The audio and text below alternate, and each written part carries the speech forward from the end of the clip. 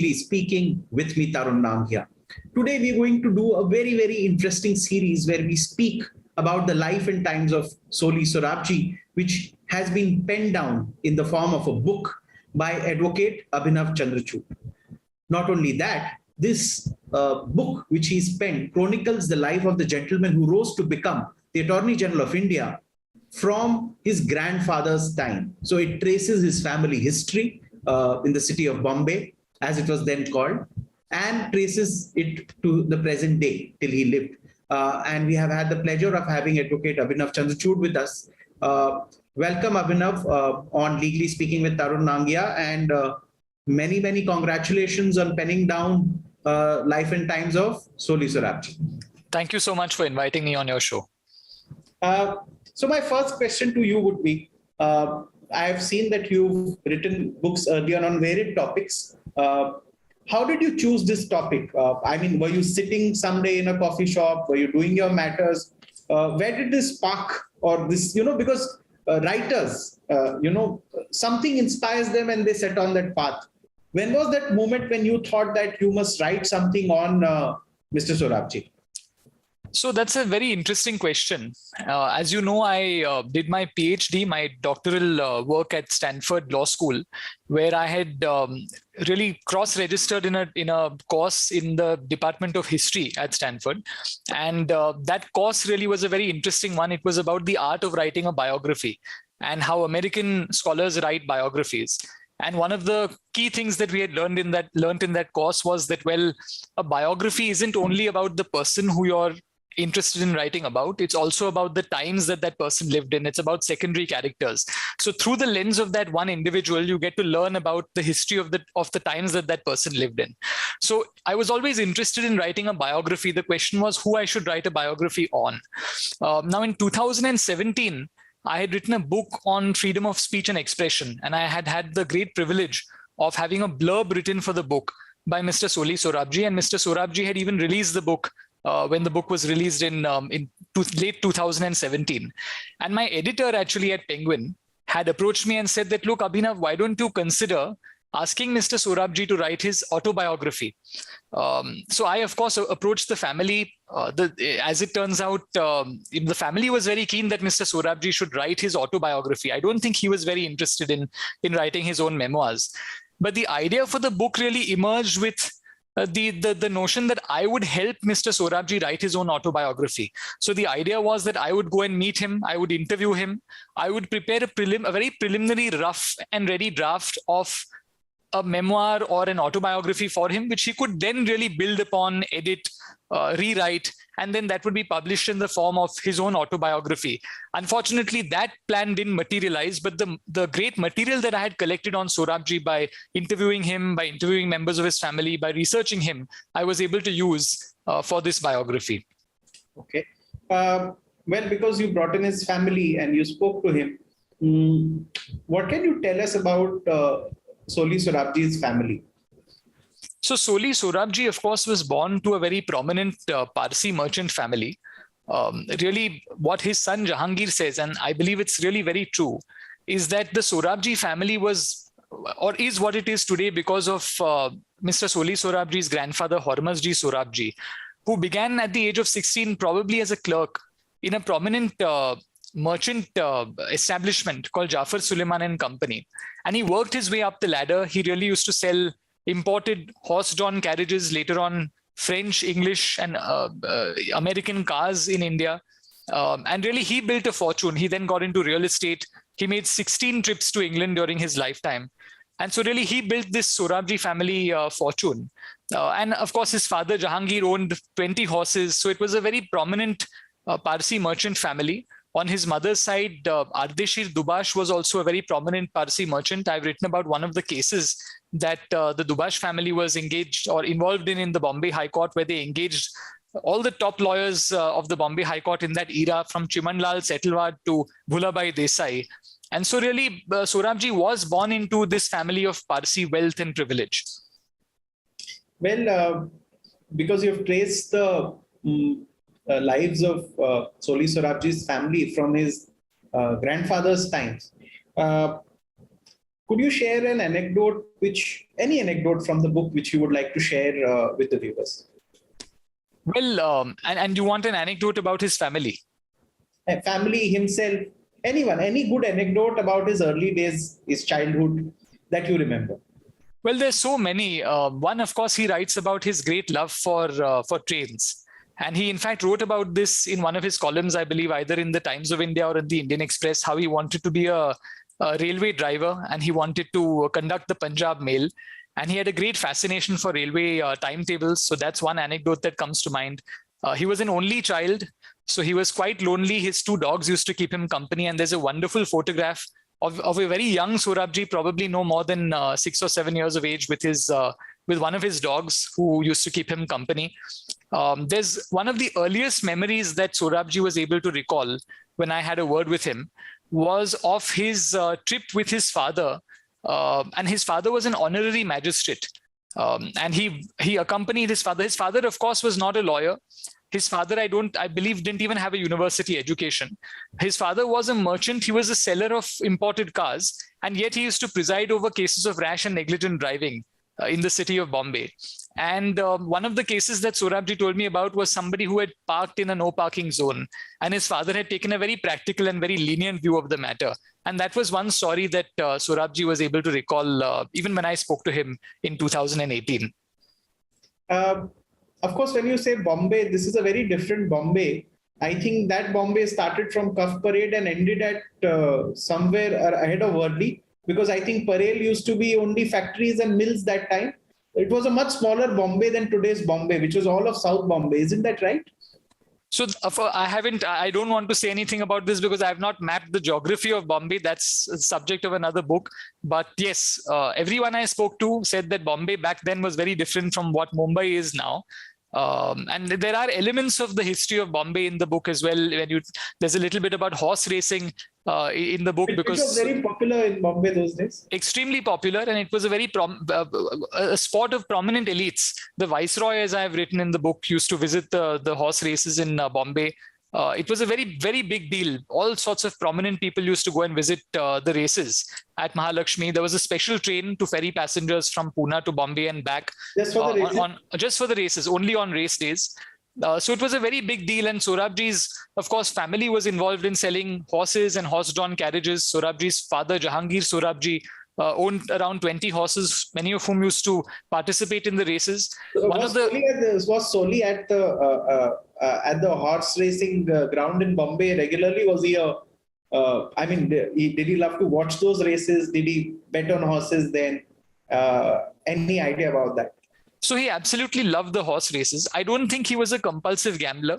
He may have, in his adult years, placed the odd bet on a horse just to keep things interesting, but he never got into gambling in any serious way. But in fact, going back to one of your earlier questions, you had asked me about an anecdote from his childhood. And really the one defining anecdote of his childhood, a happy anecdote, a happy memory from his childhood, was when he was around 15 years old in 1945, when his father's horse by the name of Doodle Dandy won a race. And Sorabjee, being a young boy of 15, was allowed to what they call lead in the horse to the paddock, where all the onlookers then cheer the horse. And really, it's one of the most proud moments for any horse owner when the horse wins the race and you're allowed to lead in the horse. And there's a lovely photograph of young Sorabjee at the age of 15 leading in his father's horse, Doodle Dandy, when Doodle Dandy won this race. So Sorabjee was very, very keenly interested in the races. In fact, Jahangir Sorabjee, his father, used to ask him about what horse he could place a bet on, because Sorabjee was so familiar with what the statistics of the horses were, what their timings were, and so on.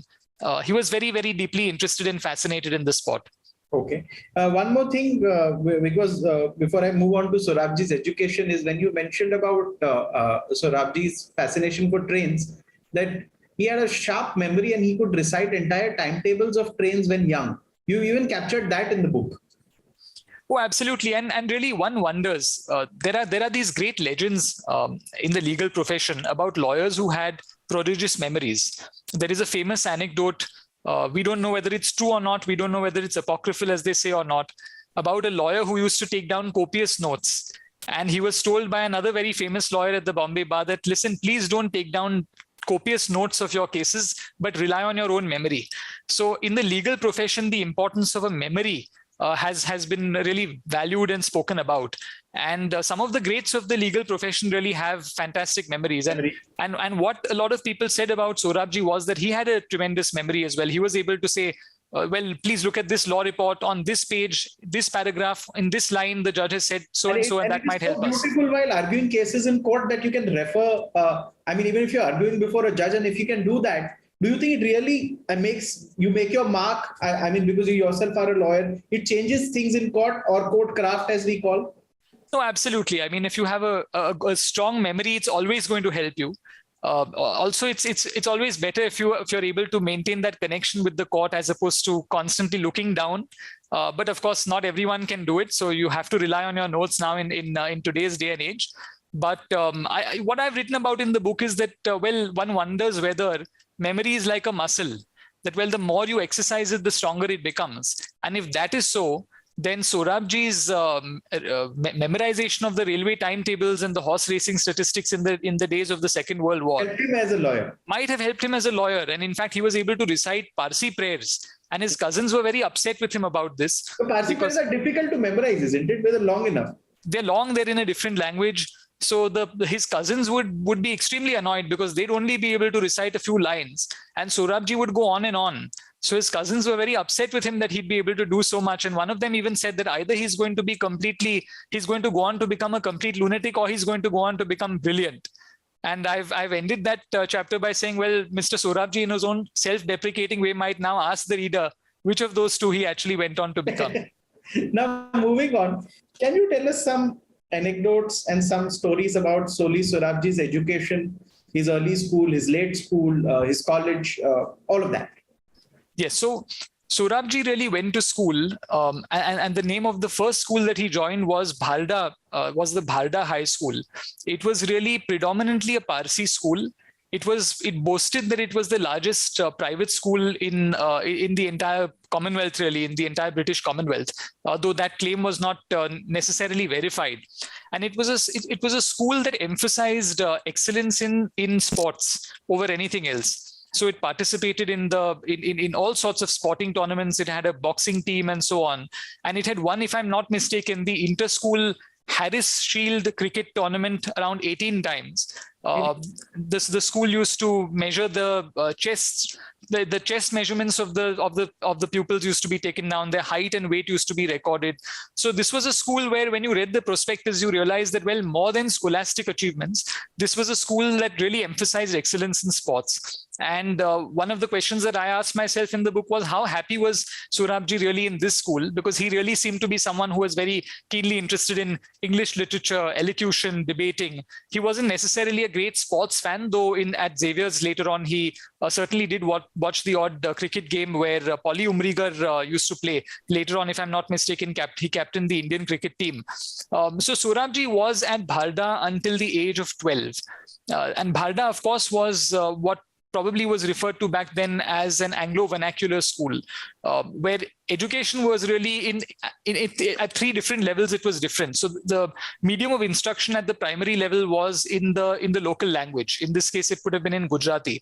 At the secondary level, English would have been introduced as a subject, but the medium of instruction was still in Gujarati. So he could speak Gujarati, but all Parsis can speak, but the school itself was instructing in Gujarati. So he picked up. Absolutely. So Sorabjee, until the age of 12, studied in a Gujarati medium school where English was taught to him as a subject, but the medium of instruction was in Gujarati. Which I think a lot of people wouldn't know. Oh, absolutely. And mind you, Sorabjee, when he wrote the matriculation exam for the Bombay University, having studied in a Gujarati medium school, he topped English in the entire Bombay presidency. So here is a boy who studied in a Gujarati medium school until the age of 12, who came first in the entire presidency, competing with people who had studied in English medium schools from the very beginning. And he topped in English in the entire presidency. Of course, he was deeply fond of English literature to the end of his days. He used to recite poems and so on from memory. But going back to your question, at the age of 12, he decided to then transfer to the St. Xavier's High School, which was a school of far greater vintage and prestige as compared to the Bharda school. It had been around for much longer. It enjoyed. Baikala in Bombay is the same Xavier's? No, so it won't be at Baikala. It will really be in the Esplanade region, much closer to Fort, much closer to the Bombay High Court. And really, it was there that a great number of officials, from the judges of the Bombay High Court to the Viceroy and so on, would visit St. Xavier's High School. The school was reputed as having a very high level of education. There were these Jesuit priests who used to teach at St. Xavier's High School and later college. And Sorabjee, of course, was deeply influenced by them. He really was very deeply influenced by the principles of Roman Catholicism as a high school student and as a college student. He always said that the Jesuit priests at St. Xavier's never compelled him to convert. They never said you must convert, but just the way in which they conducted themselves with kindness, the way in which they taught their lessons in school had a profound impact on Sorabjee. And I must say that when I was interviewing him in 2018 for the book, I asked him about many politicians who he had encountered as the Attorney General of India. I asked him about many lawyers, and he may not have been able to remember many of them. This was, mind you, in 2018. But he was able to remember very vividly stories of his professors who had taught him at St. Xavier's High School and College, and the subjects that they taught him, and how fond he was of them. And of course, that love for literature continued. There was one professor who put him off English literature, but he regained that love for English literature in a case later on at the Bombay High Court. So that's what I can say about his school and college days. Very interesting. A man who spoke his mind rose on to become the Attorney General in a BJP-ruled NDA government. It is said, and I also learned from your book, that former Prime Minister of India, Atal Bihari Vajpayee, used to admire him and earn the respect of so many people on the left and the right. Do you think this was a very unique ability in Mr. Soli Sorabjee, that he could speak whatever his mind is and yet earn the admiration of so many eminent individuals who are at the top of the totem pole of the Indian political establishment across party lines? That's absolutely true. And really, I wonder if that was a different epoch in our history. Remember, this was, of course, the 1990s, where there were weak coalition governments that were coming to power. The 1990s was really a decade of fragile political alliances, short-lived governments. So really, you needed somebody who was a balanced person at the helm of affairs. I've always wondered, Soli Sorabjee, as I write in the book, was really an intellectual opponent of the ideology of the BJP. He wrote a letter to the voters of Maharashtra and counseled them to vote against the BJP Shiv Sena combine. He wrote a letter when he was deeply upset when the Supreme Court decided not to intervene in a case involving hate speech after the riots that occurred in the early 1990s in Bombay. He, in fact, once Vajpayee lost the trust vote in 1996, Vajpayee, of course, then had the shortest lived government in the history of India, 13-day government. Yes. And when Vajpayee lost that trust vote, Sorabjee used to write a column in the Times of India, and he admired Vajpayee, but he said that the BJP needed to, and I quote, shed its obsession with demolishing mosques, and it needed to replace Hindutva with what he called Indianness or Bharatva. So in a very large way, I would say Sorabjee was an intellectual opponent of the BJP. He argued, of course, one can't say that a lawyer, merely for a case that he or she argues, necessarily believes in the ideology of that case. But I would say that when Sorabjee argued the Tamas case in the Supreme Court, Tamas was a serial based on a novel. And really Sorabjee espoused the cause of freedom of speech and expression in the Supreme Court. I think that really he believed the arguments that he was really making before the Supreme Court, and he won that case. And the main political party that was carrying out an agitation against Tamas was the Bharatiya Janata Party. So here was a man who really, in a sense, represented everything that the BJP did not. I mean, he was really the intellectual opponent of the BJP, and yet the BJP decided to reach out to him and give him a position of power, and not just any position of power, the highest law office in the country. Now, when else? Yes. It speaks about both. It speaks about BJP as a party to give space to somebody who's an additional and its highest law officer space. Also speaks about Sorabjee's ability to earn admiration of everyone around, not just people who talk like him in that sense. Absolutely. I mean, I think it tells us three things. One is that really Mr. Sorabjee had something. because he was a person who even an opponent could an opponent could reach out to him. Secondly, it also tells you about the prevalent political regime, because here was a regime that was not so dog-headed that they would say that, no, well, he's opposed us on X, Y, and Z matters, and now we're not going to really reach out to him at all. And it also tells you about the times that we were living in. This was a weak coalition regime. And so really the powers at the center really needed somebody who would be a figure that would be acceptable to all the broad parties in the coalition. And so really Sorabjee fit the bill.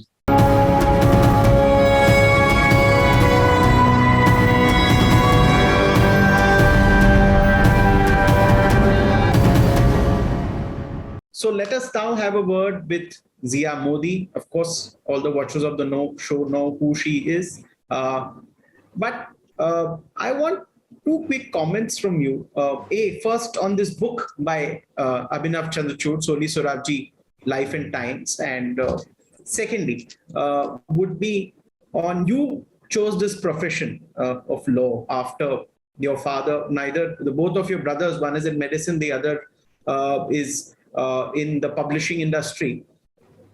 What inspired you in your father for you to take it up? Did you absorb around? So what was childhood like? So I think, Tarun, you've asked the specifically correct question, because it is my childhood that actually influenced me to become a lawyer. You know, in those days, you didn't have mobiles. You had these walkie-talkie phones. And we used to see Papa only at dinner time, maybe. Yeah. And he would come back from court and he would be busy preparing for the next day. And the family dinner conversation was almost monopolized by Papa talking on the walkie-talkie to his solicitors for the matter the next day. So you could hear just a one-way conversation which said, what about that authority? What about that judgment? Why wasn't this list of dates given to me? Why did we miss this? Why did we miss that? And so the excitement of it all was really amazing for me as a young woman or a young girl to absorb. So I really say I became a lawyer by osmosis. And the arguments that he used to give for the other side, the always asking the person on the other side of the phone, but what will the other side say? What would he be saying? How do we overcome this argument, that argument? So I think that really led to the exciting part about being a lawyer at a young age. My other two brothers, frankly, the truth of the matter is that if my father had got his dream wish, my brother, who's a doctor, would have become a lawyer for sure.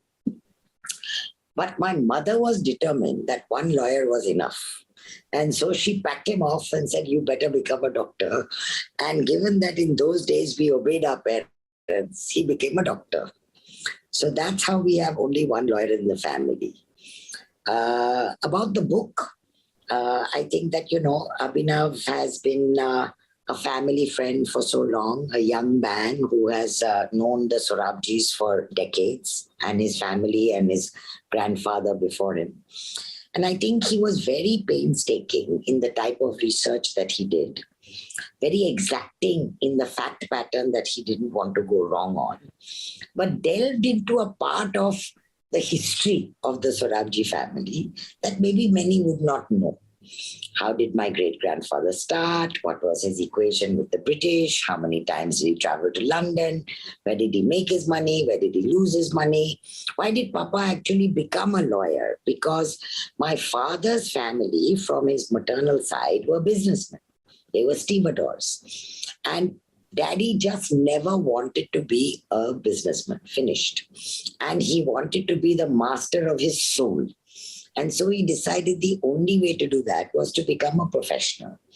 And in that, the law attracted him a lot after he finished his liberal arts. And Abhinav has picked up the flavor of a lot of Daddy's younger days, etc., etc. And the book has come out. It's a very sweet, poignant, and loving book.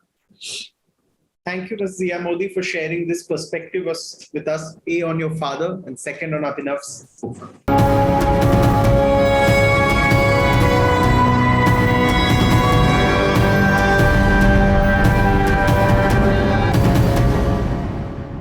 For For more such videos, subscribe to the NewsX YouTube channel, hit the bell icon.